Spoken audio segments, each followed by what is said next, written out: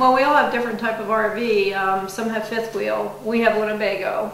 And so once a month we do go to different areas of Tennessee and the surrounding areas for rallies or chapter meetings. When we came to Tennessee last year, they asked us if we'd start a new local chapter.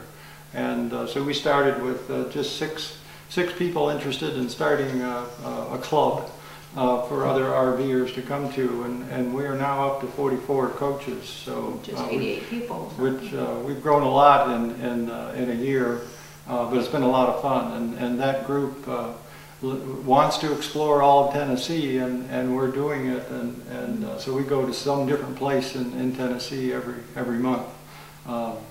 So we're really having a lot of fun. And you have the escapees and a lot of other clubs that people are active in around here. And they also have their different motorhome type clubs that they go. A lot of us are also involved in Habitat for Humanity and Nomads. So a lot of us do travel and help build homes during the winter. That's awesome. So we did that this past winter, and we'll be doing it again this winter. And all of us look for each other when we are out of the state. For some reason we still don't see each other. we went to Florida and no sooner hit the state, and the people were inviting us to stop where they are.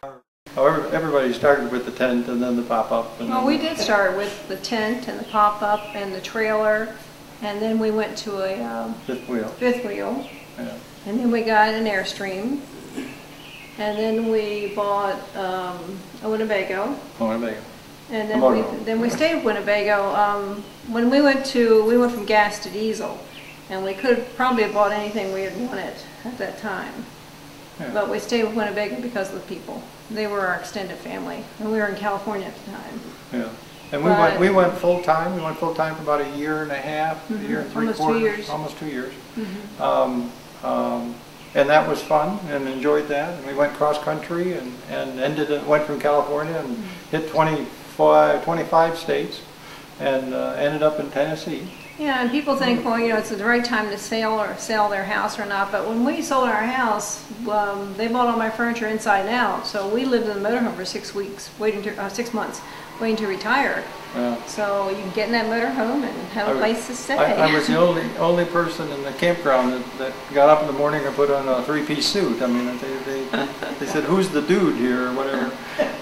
They thought they worked for the IRS. I must have. Why else would I have a tie on? We enjoy RV. We do travel a lot, but it's the people you meet. No matter we were in Colorado a couple of years ago, and ran into somebody at a park and talking about going to Crossville, and he says, "I just left Crossville." Yeah. And we thought, boy, small world. Well, he knew one of the neighbors here. Well, he was a member of let me call it a cross-country RV club, which we joined, and found out there's 5 or 6 people right here in the gardens that are members of that. And they go to all 4 corners of the United States every year. They're part of, it's a chapter of FMCA. And we're a member of that as well. We're a member of 5 or 6 different clubs, actually. You get to be involved. Yeah, you get to pick and choose which one you want to go to at what time. We're gone every month. It's not for long periods of time.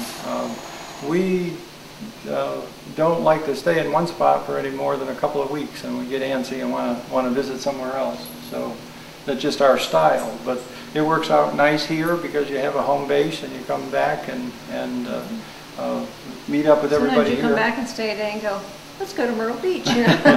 Yeah, we got up one morning and well, they had canceled a rally in Myrtle Beach because of a potential storm that got canceled out. And then the next morning we got a call and said, "We're here, why don't you come visit?" And we said, okay. So an hour and a half later we were on our way to Myrtle Beach, and it only ended up being about 6 of us there, but we had a blast. We met every afternoon for a cocktail on the ocean.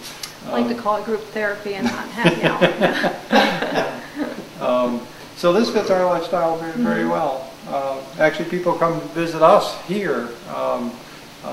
because they want to come to Tennessee. They want to see what Tennessee is like, and they want to come to this area. Yeah. Our visitors always want to come here, but the only thing that holds them back sometimes is their grandchildren. And it's like, well, you have a motorhome, you can go visit the grandchildren. But it's kind of nice. We're bringing people home from back from California when we go to Iowa, so they'll be coming back with us.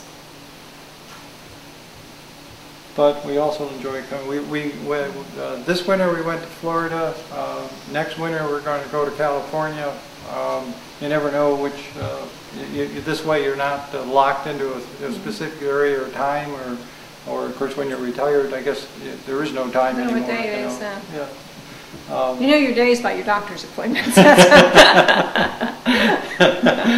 I said it's pretty sad when our conversation is, well, what doctor are you going to today? Yeah. As someone said the other day at the doctor's office, it's you're not visiting your doctor, you're visiting your grandchildren that are doctors now or whatnot. Yeah. They're all rather young, but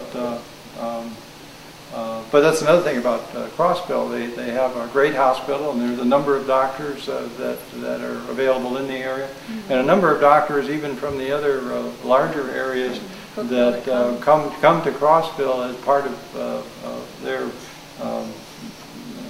visitation. And there was like every Friday there are certain doctors here in town, and so you don't have to worry about getting. I went to one today in Cookville, and he says, "You don't need to come back here. I'm in Crossville every Friday." Yeah. I said, "Oh." So okay. That was nice. And that was a specialist. So it's that kind of thing that's good as well.